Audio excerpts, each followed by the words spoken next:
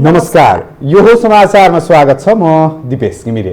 म अपेक्षा तिमिल सेना। सुरु गरौँ अहिलेसम्मका प्रमुख समाचारबाट।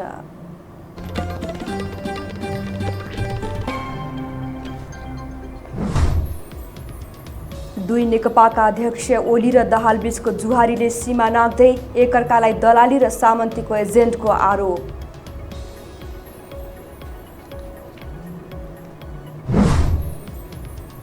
प्रतिनिधि सभा विघटनको मुद्दामा संवैधानिक इजलासमा बहस सकिएन। अदालतको अपहेलना मुद्दामा सर्वोच्चले माग्यो, प्रधानमन्त्रीको जवाफ।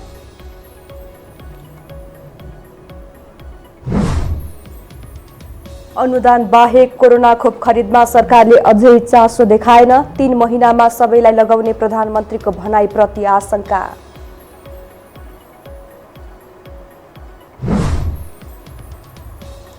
साताको अन्तिम दिन आज नेप्सेमा नयाँ कीर्तिमान कायम। अहिलेसम्मकै बढी 9 अर्ब 90 करोड बराबरको कारोबार।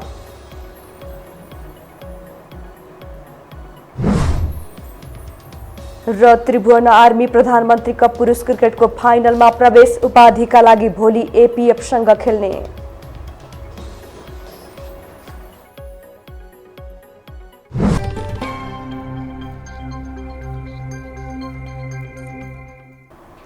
अब समाचार विस्तारमा। चिरा परेको दुवै नेकपाका अध्यक्ष केपी शर्मा ओली र पुष्पकमल दाहालले एक अर्काप्रति दिने अभिव्यक्तिले सीमा नाग्न थालेको छ। आज काठमाडौँ र बुटवलमा छुट्टा छुट्टै कार्यक्रममा सम्बोधन गर्ने क्रममा उनीहरूले एक अर्कालाई निम्न स्तरको गाली गरेका छन्। एक रिपोर्ट। सत्तारूढ दल नेकपाका दुई वैधानिक अध्यक्ष केपी शर्मा ओली र पुष्पकमल दाहाल दुई चिरामा चोइटिएपछि एकअर्कालाई खुइल्याउनु उनीहरूको दिनचर्या बनेको छ। यसैलाई निरन्तरता दिन दाहाल प्रदेश 5 को बुटोलमा छन्। प्रदेश स्तरीय विरोध सभालाई सम्बोधन गर्न बुटोल पुगेका दाहालले प्रधानमन्त्री ओली निरङ्कुशताको एजेन्ट भएको आरोप लगाए। उनले ओलीको निरङ्कुशता केही महिना मात्रै टिक्ने भन्दै अदालतले संसद पुनः स्थापना नगरे जनताले गर्ने दाबी गरे। दाहालले प्रधानमन्त्रीको निरङ्कुशता चुट्कीको भरमा ध्वस्त पार्ने दाबी गरे। अब केपी ओलीको निरङ्कुशता चुट्कीको भरमा ध्वस्त हुनेछ, हेर्नु होला। केही महिनाभित्र केपी ओलीको यो स्वेच्छाचारिताको अन्त्य हुनेछ। नेपाली जनता विजयी हुनेछन् र हामी एउटा नयाँ युगतिर देशलाई लिएर जानेछौँ। दाहालले बुटोलबाट ओलीलाई ध्वस्त पारेर जंगलतिर पठाउने दाबी गरिरहँदा ओली काठमाडौँमै आयोजित ट्रेड युनियनको कार्यक्रममा थिए। ओलीले जनतालाई जंगल पठाएर दाहाल आफू दिल्ली बसेको आरोप लगाए। उहाँ जंगलमा बस्नु भएको होइन, जंगलमा त अरूलाई बसाउनु भयो, कार्यकर्ता बसाउनु भयो, लडाकुहरू बसाउनु भयो जंगलमा। आफूहरू त जेलवाला तेलले जुल्फी कोरेर दिल्ली बस्नु। प्रधानमन्त्री ओलीले आफ्नै पूर्व सहकर्मी माधव कुमार नेपाल, झलनाथ खनाल र वामदेव गौतममाथि समेत गम्भीर आरोप लगाए। उनले नेपाल, खनाल र गौतमले दाहाललाई उचालेर आफू नेतृत्वको अघिल्लो सरकार ढालेको आरोप लगाए। ओलीले वैशाख 17 र 27 मा पुनः चुनाव जितेर सरकार चलाउने दाबी गरे। अघिल्लो पल्ट मेरो नेतृत्वको सरकार ढाल्ने मान्छे को हुन्? तपाईँ हामी सबैलाई थाहा छैन र? पुष्पकमल दाहाल, उनी त अर्कै पार्टीमा थिए, तर पनि उनी हुने एकजना। उनलाई उकासेर नढाली हुँदैन भन्ने मान्छे माधव नेपाल, झलनाथ खनाल, वामदेव गौतम उहाँहरू नै हो। उहाँहरूले प्रचण्डलाई ढाल्नै पर्छ यो सरकार भनेर उकासेकै हो। यिनै मान्छे हुन्। फेरि अर्कोपल्ट चुनावबाट हामी आयौँ, फेरि पनि काम गर्न दिने होइन। स्थायित्वको कुरा गर्ने दाहालहरूले आफ्नै पार्टीको झण्डै 2/3 बहुमतको सरकारलाई काम गर्न नदिएर संसद विघटन गर्न बाध्य पारेको ओलीको आरोप छ। दाहालले भने प्रधानमन्त्री ओलीको श्री 3 बन्ने चाहना विरुद्ध आन्दोलन गर्नु परेको तर्क गरे। संविधानलाई अतिक्रमण गर्ने, लोकतन्त्रको हत्या गर्ने र कहीँ न कहीँ आफू फेरि श्री 3 महाराज बन्ने जो सपना देखेका छन्, नेपाली जनताले 2100 वर्ष पुरानो राजतन्त्र, सामन्ती राजतन्त्र, 250 वर्ष पुरानो शाही राजतन्त्रलाई लात्ताले हिर्काएर उसको श्रीपेज खोसेर उनलाई जंगललाई पठाउन सकेको छ। दाहाल पक्षका नेताहरूले संसद विघटन गरेर छिन्न भिन्न पारेको भन्दै ओली विहीन कम्युनिस्ट पार्टी निर्माण गर्ने बताए।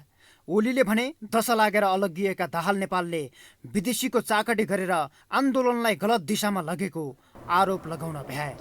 यो हो टेलिभिजनका लागि सन्तोष विके थापा, काठमाडौँ। अधिवक्ता कृष्ण भक्त पोखरेलले प्रधानमन्त्री केपी शर्मा ओलीले सरकार बनाउन प्रयोग हुने संविधानको धारा प्रयोग गरेर विघटन गरेको जिकिर गर्नुभएको छ। संसद पुनः स्थापना हुनुपर्ने मागसहित सर्वोच्च अदालतमा उदाहरणसहित 4 सांसदले दर्ता गरेको रिट निवेदनमाथि बहस गर्दै पोखरेलले विघटन गर्दा प्रयोग भएका धारा 76, 1 र 7 सरकार निर्माणका लागि भएको बताउनुभयो।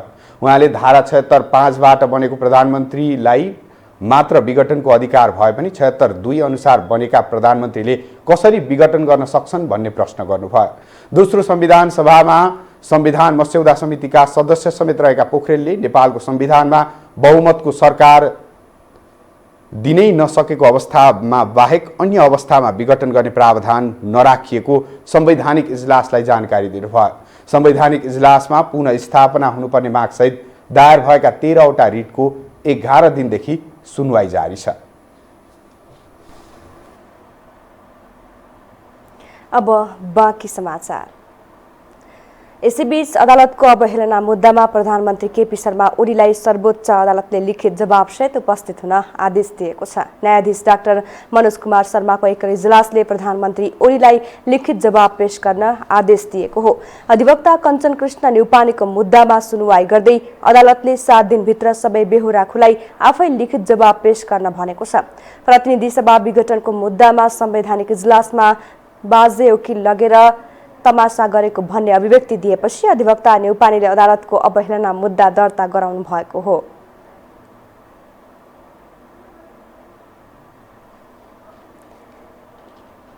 कोरोना विरुद्धको खोप अभियान सुरु गर्दै प्रधानमन्त्री केपी शर्मा ओलीले 3 महिनाभित्र सबै नेपालीलाई निशुल्क खोप लगाउने उद्घोष गरे। तर भारतले अनुदानमा दिएको खोप बाहेक अरू खरिद गर्न सरकारले प्रक्रिया नै अघि बढाएको छैन। एक रिपोर्ट।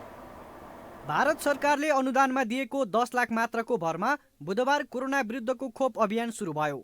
प्रधानमन्त्री केपी शर्मा ओलीले बालुवाटारमा भिडियो कन्फरेन्स मार्फत अभियान सुरु गरेसँगै लक्षित मानिसलाई खोप लगाउन थालिएको छ। प्रधानमन्त्री ओलीले 3 महिनाभित्र सबै नेपालीलाई खोप लगाउने उद्घोष गरेका छन्।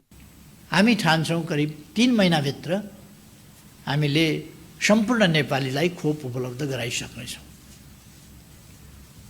मेरो विचारमा 3 महिना लाग्न सक्छ जस्तो लाग्छ।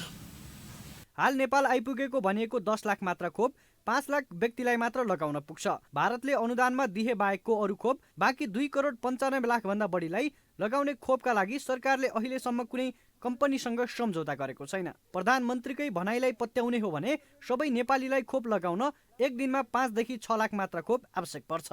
सैद्धान्तिक रूपमा खोप यहाँ 6 करोड डोज चाहिँ खोप आयो भने पनि यो 3 महिना लगाएर सकिँदैन होइन। दैनिक 6 लाख जनालाई लगाउनु पर्यो चाहिँ दैनिक 6 लाख जनालाई लगाउनलाई कति हजार स्वास्थ्य कार्यकर्ता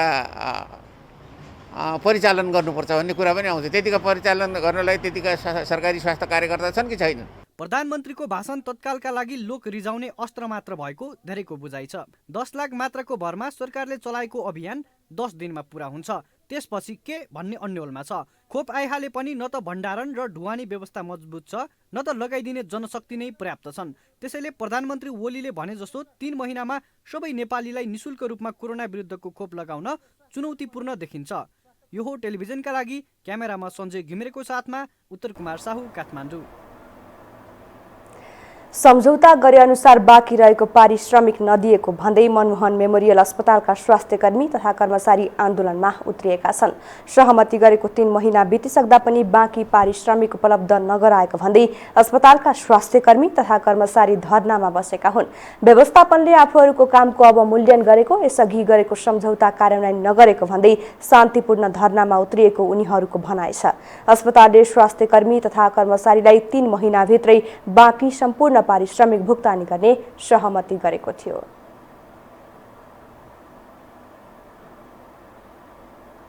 हाम्रो कामलाई व्यवस्था गरेर हाम्रो कामको अवमूल्यांकन गर्दाखेरि उपस्थित आएको।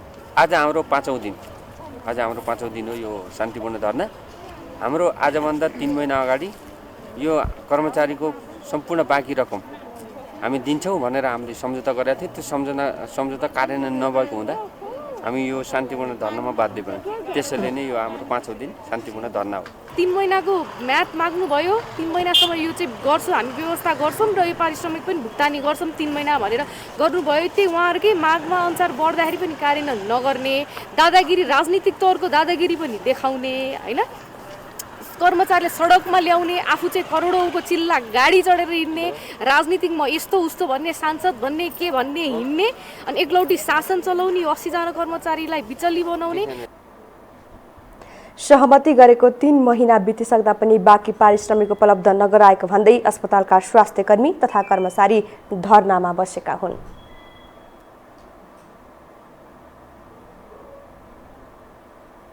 हामीसँग समाचार अझै बाँकी छन्, अहिलेलाई विश्राम।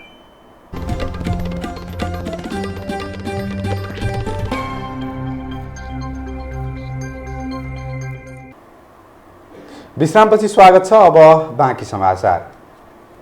प्रतिनिधि सभा विघटनपछि निरन्तर सडक सङ्घर्षमा रहेका नेकपा दाहाल नेपाल पक्ष अझै आक्रामक आन्दोलनको तयारीमा छन्। प्रधानमन्त्री केपी शर्मा ओलीको कदमलाई सडकबाटै तह लगाउने अभियानसहित शीर्ष नेता देश दौडाहामा छन् भने सांसद माइती घरको चिसो भुइँमा। एक रिपोर्ट।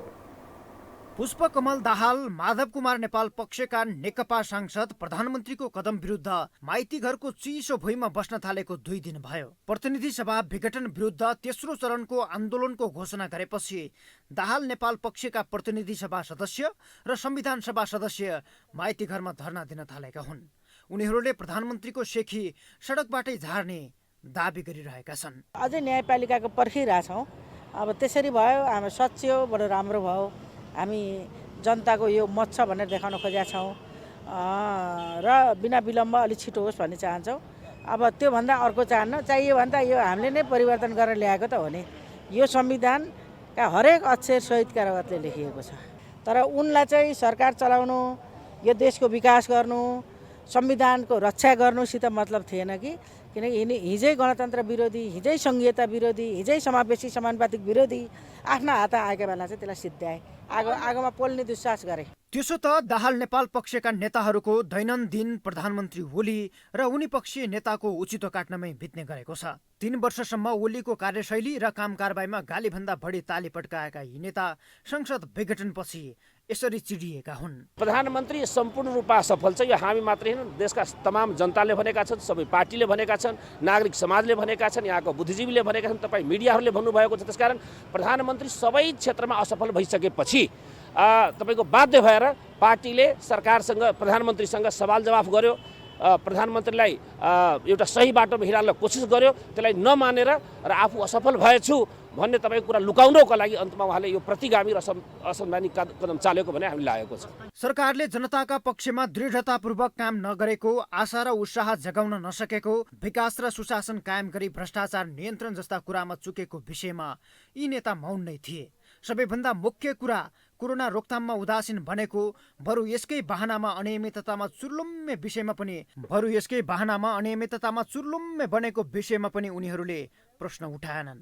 तर 2 प्रमुख नेता बीचको पद लोलुपताका कारण पार्टी 2 चिरामा परेपछि दाहाल नेपाल पक्षमा पुगेका नेता अहिले चिसो भुइँमा रमिता मात्र देखाइरहेका छैनन्, जनतालाई शास्ति समेत दिइरहेका छन्। यो हो टेलिभिजनका लागि क्यामेरामा सञ्जय घिमिरेका साथमा सन्तोष बिके थापा, काठमाडौँ। जापान सरकारले बीपी राजमार्गको पुनर्निर्माण सकेर नेपाल सरकारलाई हस्तान्तरण गरेको छ। भौतिक पूर्वाधार तथा यातायात मन्त्रालयमा आज आयोजित भर्चुअल कार्यक्रम मार्फत जापानले नेपाललाई सडक हस्तान्तरण गरेको हो। 2072 सालको भूकम्पका कारण क्षतिग्रस्त बीपी राजमार्गको पुनर्निर्माण सम्पन्न भएपछि जापानले नेपाललाई हस्तान्तरण गरेको हो। राजमार्गको भर्चुअल उद्घाटन गर्दै मन्त्री वसन्त कुमार नेङमाङले आगामी दिनमा पनि सहयोग जारी राख्ने अपेक्षा गर्नुभयो। And safe working practices are other appreciable aspects that Nepalese stakeholders can get benefit from this project. Therefore, I would like to extend sincere gratitude to the government of Japan for their support to this project. देशको केन्द्रीय राजधानीलाई पूर्वी तराईसँग जोड्ने 160 kilometre लामो BP राजमार्ग जापानले सन् 1996 मा निर्माण सुरु गरी सन् 2015 मार्चमा सम्पन्न गरेर नेपाललाई हस्तान्तरण गरेको थियो। भूकम्पले क्षति पुर्याएपछि 2019 जुलाईमा अन्डो कर्पोरेसन मार्फत पुनर्निर्माण सुरु भएको थियो। सडक करिब 18 महिनापछि पुनर्निर्माण सम्पन्न भएको हो। अब बाँकी समाचार। हिन्दू धर्मावलम्बीको स्वस्थानी व्रत एवं माघ स्नान सुरु भएको छ। यो व्रत प्रत्येक वर्ष पौष शुक्ल पूर्णिमादेखि माघ शुक्ल पूर्णिमासम्म 1 महिना गर्ने परम्परा रहिआएको छ। यो अवधिभर बिहान माघ स्नान गरी नित्य मध्याह्नकालमा महादेवको पूजा गरिन्छ। यो अवधिमा कुमार अगस्त्य बीच संवाद भएको स्वस्थानी व्रत कथा सुन्ने सुनाउने परम्परा रहेको छ। आज साखु स्थित सारी नदीमा माधव नारायण व्रत सुरु भएको छ।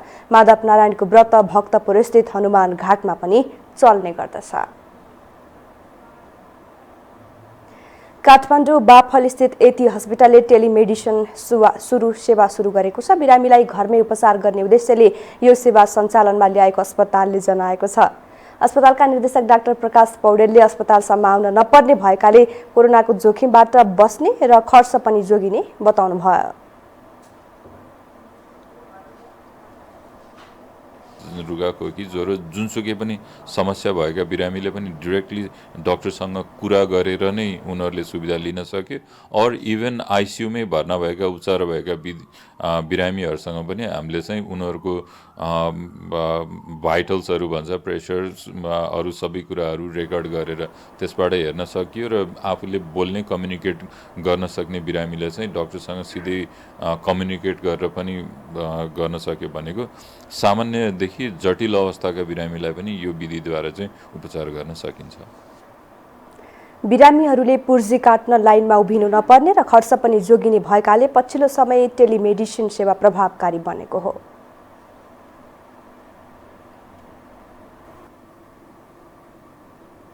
अब पालो आर्थिक समाचारको।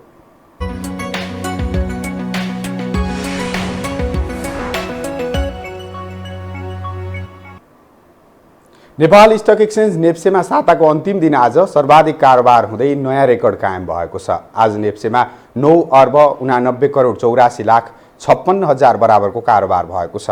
यो कारोबार हालसम्मकै उच्च हो। यसअघि 2077 साल माघ 11 गते आइतबार नेप्सेमा 9 अर्ब 37 करोड 60 लाख बराबरको कारोबार भएको थियो।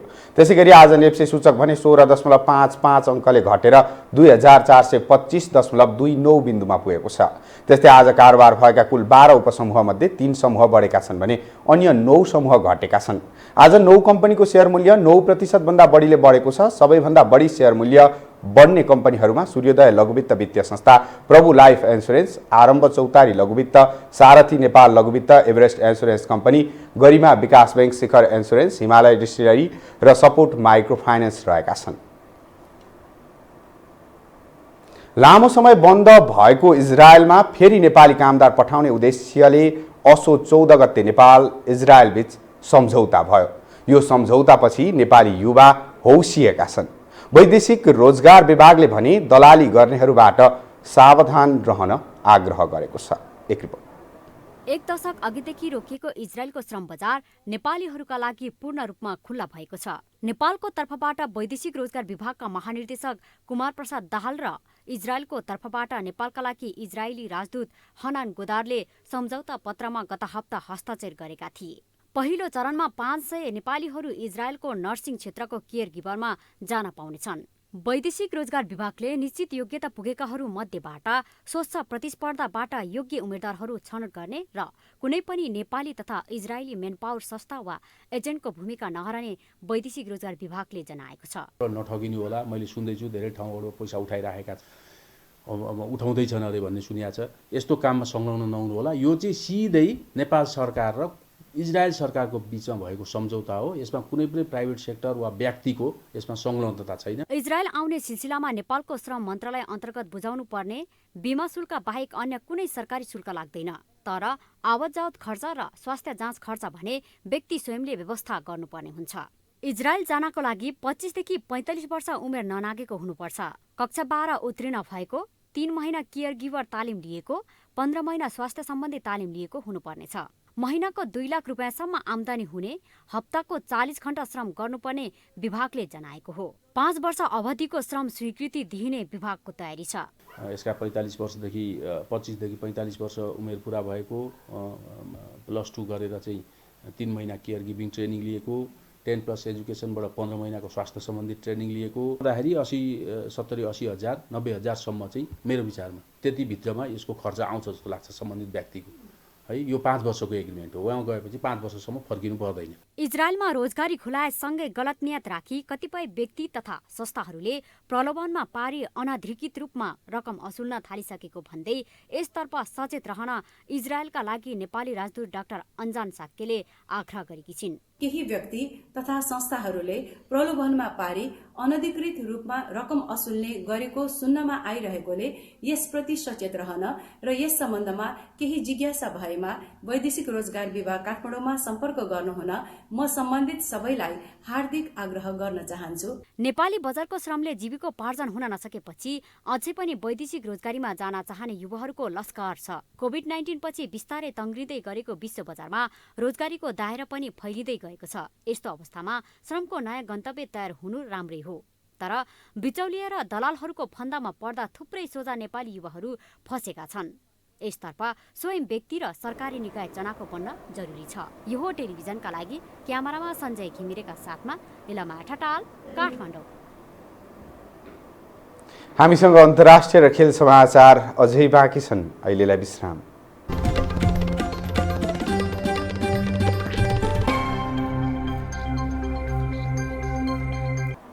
विश्रामपछि स्वागत छ। अब अन्तर्राष्ट्रिय समाचार।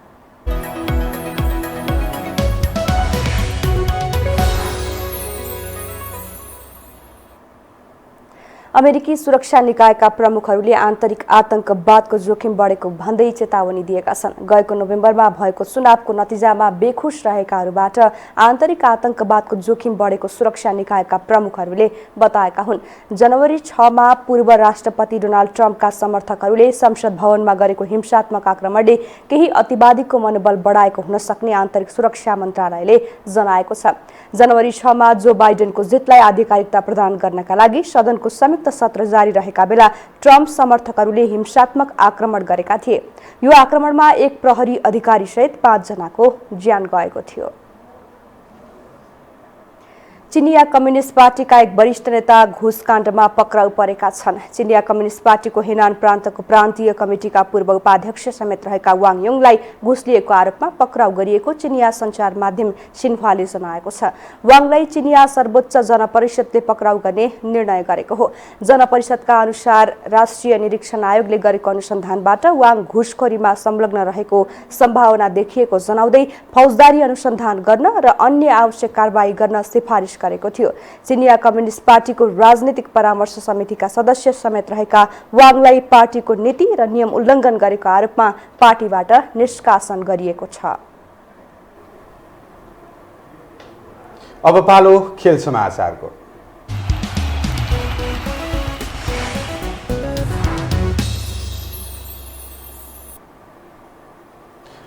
त्रिभुवन आर्मी क्लब राजधानीमा जारी प्रधानमन्त्री कप क्रिकेट प्रतियोगिताको फाइनलमा पुगेको छ। आर्मीले आज भएको सेमिफाइनलमा बागमती प्रदेशलाई 94 रनले हरायो। आर्मी विरुद्ध 230 रनको लक्ष्य पछ्याएको बागमतीले 40 ओभर 2 बलमा सबै विकेट गुमाएर 135 रन मात्र बनाउन सक्यो। 18 रन जोड्दा 5 विकेट गुमाएको बागमतीले 6औं विकेटका लागि 58 रनको साझेदारी गरे पनि त्यसपछि सम्हालिन सकेन। उसका लागि कप्तान ज्ञानेन्द्र मल्लले सर्वाधिक 47 रन जोडे। आर्मीका जितेन्द्र मुखियाले 4 विकेट हात पारे। यसअघि पहिला ब्याटिङ गरेको आर्मीका लागि राजेश पुलामीले 65, भीम सार्कीले 40, विक्रम सोबले 35 र लोकेश बमले 23 रन बनाए। आर्मीले उपाधिका लागि एपीएफ क्लबसँग शनिबार त्रिवी क्रिकेट मैदानमा खेल्नेछ। प्रतियोगिताको विजेताले 10 लाख रुपियाँ पाउनेछ। सावित्राले जारी लिगमा तेस्रो ह्याट्रिक पूरा गर्दा बिहिबार एपीएफले जित निकालेको छ भने अर्को खेलमा वालिङ नगरपालिका स्याङ्जाले चौदण्डीमाथि फराकिलो जित निकालेको छ। अखिल नेपाल फुटबल सङ्घ एन्फा मुख्यालयको मैदानमा सम्पन्न दिनको दोस्रो खेलमा एपीएफलाई जित दिलाउन सावित्रा एक्लैले 3 गोल गरेकी हुन्। यससँगै सावित्राको जारी प्रतियोगितामा तेस्रो ह्याट्रिक पूरा भएको छ। त्यस्तै आजको पहिलो खेलमा वालिङले चौदण्डीगढीमाथि 10-0 को जित निकालेको छ। खेल समाचारसँगै हामी यो समाचारको अन्त्यमा आइपुगेका छौँ। जाँदा जाँदै प्रमुख समाचार पुनः एकपटक।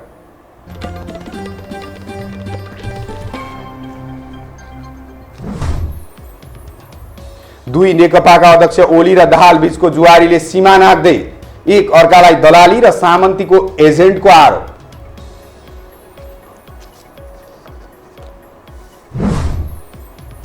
प्रतिनिधि सभा विघटनको मुद्दामा संवैधानिक इजलासमा बहस सकिएन। अदालतको अवहेलना मुद्दामा सर्वोच्चले माग्यो प्रधानमन्त्रीको जवाफ।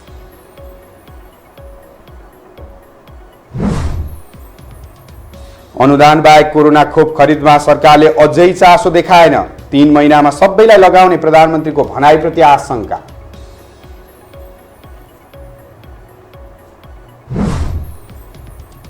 साताको अन्तिम दिन आज नेप्सेमा नयाँ कीर्तिमान कायम। अहिलेसम्मकै बढी 9 अर्ब 90 करोड बराबरको कारोबार।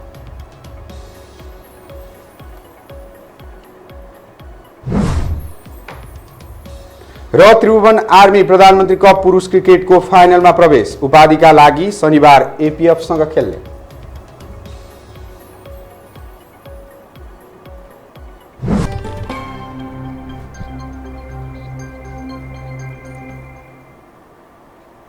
हवस् त यो समाचार सकियो। समाचार बुलेटिनका साथै यो टेलिभिजनका सम्पूर्ण कार्यक्रम यो टेलिभिजन.com, यो खबर.com, युट्युब र फेसबुकमा पनि पढ्न र हेर्न सक्नुहुनेछ।